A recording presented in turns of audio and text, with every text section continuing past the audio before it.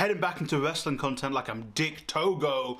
Let's go! So, hello, welcome back. Today, we're going to be talking about building a promotion with all of the free agents that are out there.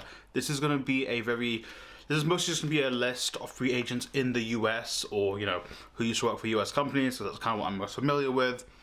So I can't really do this for the UK or Japan, but we're going to be building a promotion with all the free agents that are out there.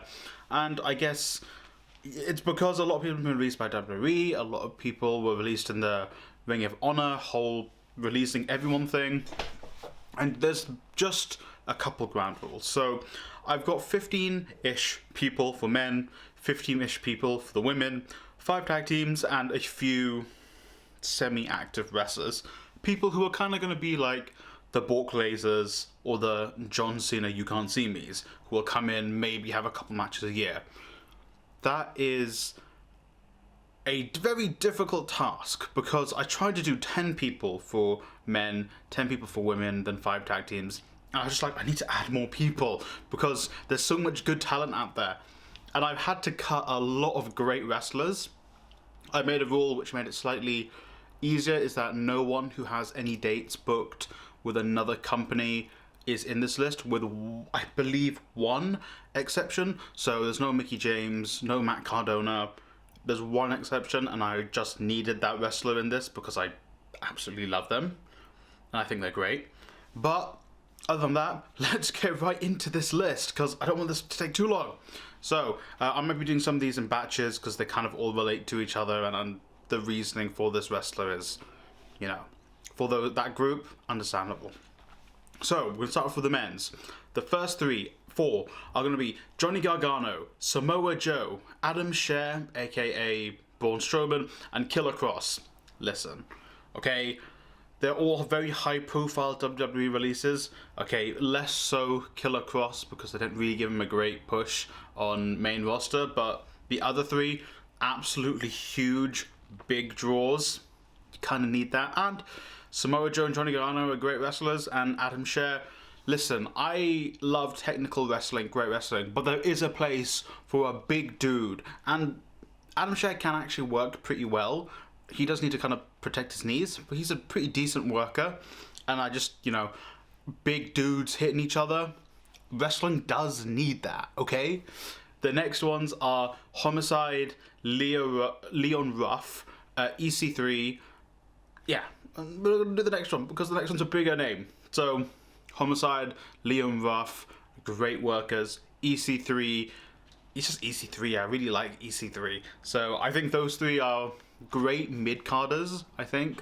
Like, the top 4 could definitely be main eventers. Killer Kross, if booked correctly, unlike WWE, could very much be a good main eventer. Leon Ruff, EC3, Homicide, great mid-carders. Then we have 2 huge names. We've got Bray Wyatt and Keith Lee. Okay, Bray Wyatt, if I'm going to be realistic, probably is going to stop wrestling. I think he can do so much more beyond wrestling now. Not to say that wrestling isn't an amazing thing. I love wrestling with all my heart. But I think Bray might be past wrestling. He might now just be a Hollywood guy. Like, he can be making shows. I'm pretty sure he had meetings with Hollywood people in the past. Keith Lee, absolutely love him.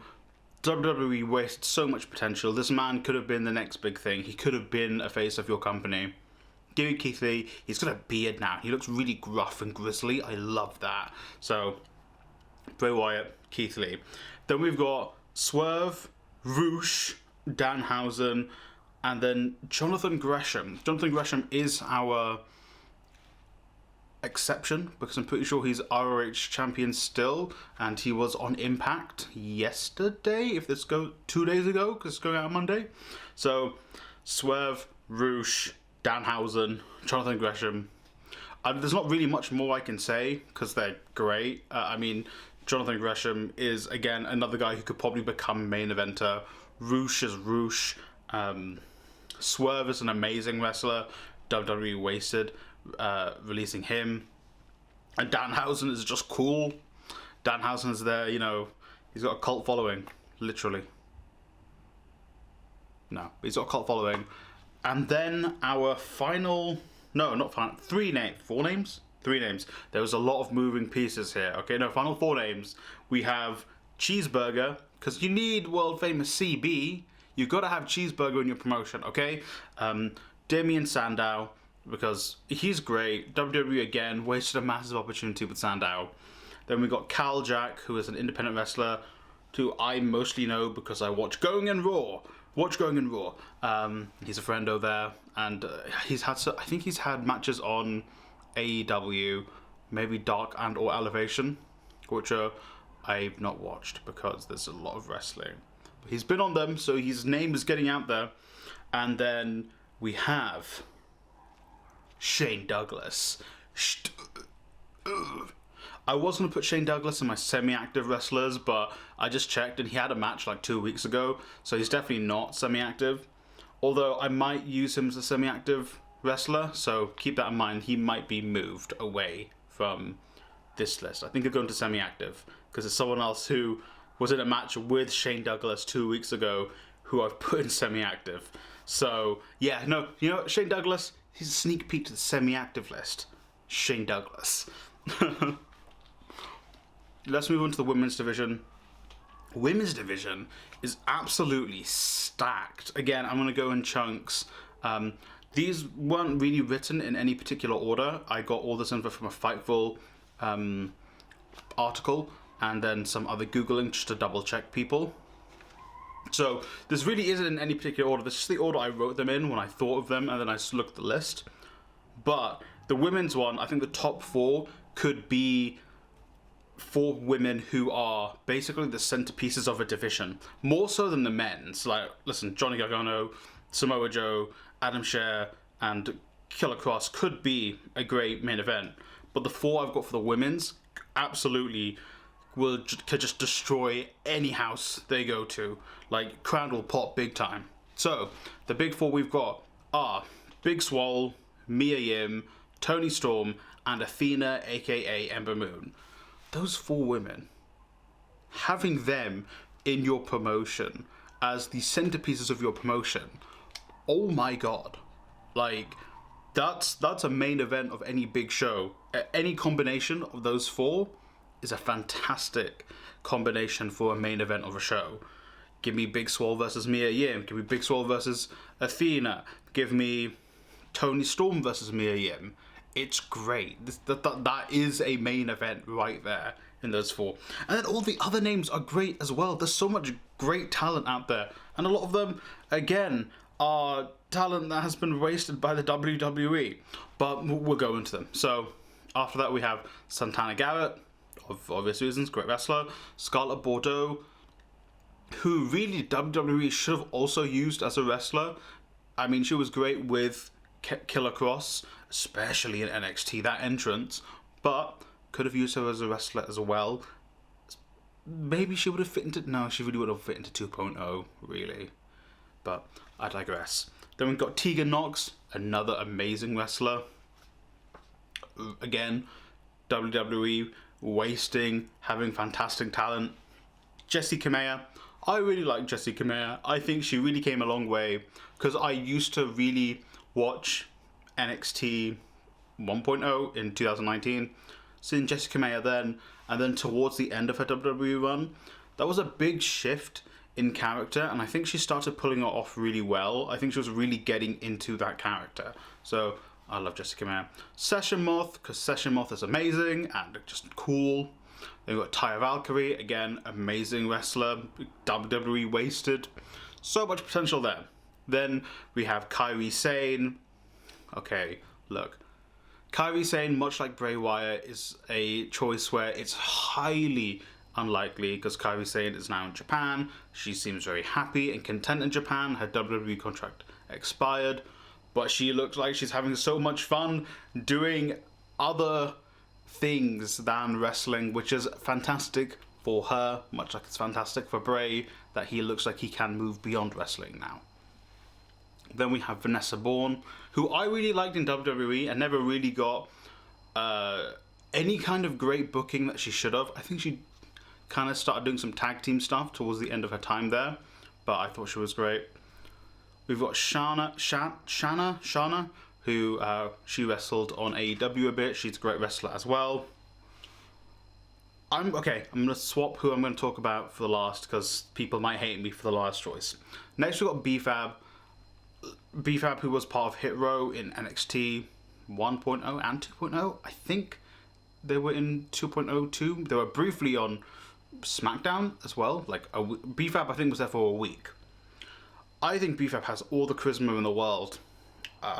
She might have to become a slightly better wrestler, because this is around the time I stopped watching NXT and SmackDown, so I don't think I actually saw her wrestle, but I heard that I think her wrestling needs some picking up, but her promo work, because I watched the Hit Row promos, was great. So B-Fab, I think, can be developed into a great wrestler. The last one we have is Lana. Listen, okay? Again, Lana isn't the best wrestler. She's definitely improved. Like, she definitely improved from when WWE first had her doing stuff towards the end of her tenure there. But, much like some of the big names on the men's side, Lana will draw a mainstream audience. People know who Lana is. She has a great following on social media as well. So, Lana is a great choice to have in your promotion. Miro might even come over. Give him the World Championship for whatever this promotion is called, the Kayfabe Krimes Wrestling Promotion. Okay, you gotta have someone to draw the mainstream audience. Moving on to the tag teams. I only had 5 tag teams. I've got the Blondes of Bollywood, who are the Singh brothers in WWE. They're great. WWE again wasted them, but Vince doesn't like tag team wrestling. Then I've got Breezango, who again really their gimmick got so over. They really should have become champions. I don't think they beat the Usos. I don't remember, but I don't believe they did for the championships. And if they did, they didn't have it for a very long time, but I don't think they did. They got so over, and WWE didn't run with that properly. So Breezango, the Mighty, again, they did pretty well in NXT, but again, they're such a good tag team. They should have been all over the place in WWE. I did double check. I think on the list I've specifically got Shane Thorne and Nick Miller for the Mighty here, but I know the Mighty were the Mighty Don't Kneel were like a stable more so in Australia and on the Indies, but I don't know about the others, if they're free agents or they're signed places. Then we've got the Briscoes. The Briscoes are gonna be snapped up like ASAP. I don't know who. If it will be AEW, WWE. Actually, they might go to New Japan as well. All 3 of the big companies, obviously, maybe Impact as well. All the companies are going to try and get the Briscoes. So, Briscoes, get them. Then I kind of put Cheeseburger and Sandow as a tag team because I ran out of people, and I was like, shit, I want Cheeseburger and Sandow. So I was like, let's make up a tag team. But then I shuffled things around, so don't need to mention them. Then we've got Grand Metalik and Lince Dorado as a tag team. That's kind of cheating. Again, they're a tag team, but they'll split. I just wanted them in the promotion. They were a tag team in WWE, so it counts. But they're definitely 2. I was like, yeah, they're a tag team. Definitely won't split them up, but have them have great singles runs. Because again, WWE wasted those 2. They were fantastic in the Cruiserweight Classic when they debuted. And then moving on finally to our semi-active competitors. So obviously we mentioned Shane Douglas, but again, Shane Douglas was like wrestling 2 weeks ago, so not really semi-active, but I'm going to use him as semi-active as a big draw. Then Too Cold Scorpio, because Too Cold Scorpio was wrestling Shane Douglas like 2 weeks ago, so Too Cold Scorpio has to be here. And he was in my main men's division anyway, but I put him to semi-active because I wanted to add world famous Cheeseburger. Then we've got Chavo Guerrero, who is again a draw, maybe not quite. He's probably the biggest draw I've got for my semi-actives for a modern audience, so people my age and who are like more mainstream watchers. Probably Chavo, because Eddie. and his relationship with Eddie, and some of the work he did afterwards was great. But for my generation, kind of Chavo might be the biggest draw. Then we got Double J Jeff Jarrett. Yeah, slap nuts. It's Jeff Jarrett, come on. Hall of Famer Jeff Jarrett, let's go. Then we got Hideki Suzuki, who was recently released by WWE. Kind of again brought him in more so. He can still probably go, but he's also being brought in as like a player coach. Wow, I thought so deeply about this. He's going to be like a player coach. And then finally, the main person on this is Glacier. That's right, Glacier was just about on that Fightful list because Fightful has a section for people who haven't wrestled in over a year. I'm going to put Glacier in this. Glacier. Okay? Glacier's going to get the world title. All of these guys in the main event? No. No. Samoa Joe? No. EC3? No. Keith Lee? No. Roosh? No. Glacier. This entire video was about me trying to get Glacier into a promotion, and I've succeeded. Give me Glacier. Okay. But no, I do want Glacier there. So, thank you for watching. Again, there's so many names that I couldn't include because I put this limit on, and I wanted to add more. But I was just like, okay, I've got to stop somewhere. So I was like 15-ish, then stop. And again, there were people who are not signed, as far as we know, exclusively to a company, but they've been doing dates for them. For example, Bronson Reed, Mickey James, Matt Cardona, who I mentioned earlier. They're all kind of, they're not signed, apparently, using Fightful, great resource. They're not signed to a company, but they are doing dates with them. Again, that's why, like, the Canellises aren't on this, because they appeared on Impact, I think last night as of recording. I was gonna put Mike Bennett in this, but then pretty sure he turned up on Impact, so he can't be on my list. But yeah, let me know what you think of this list for the promotion. If there are any wrestlers I definitely missed out who have no other dates, let me know in the comments down below. Looking forward to this year. It's gonna be great for wrestling. Hey, if you know a billionaire, tell them to hit me up. We could make this a thing. We can make this a thing. Like, subscribe, share the video with a friend or family, and let's make this a thing.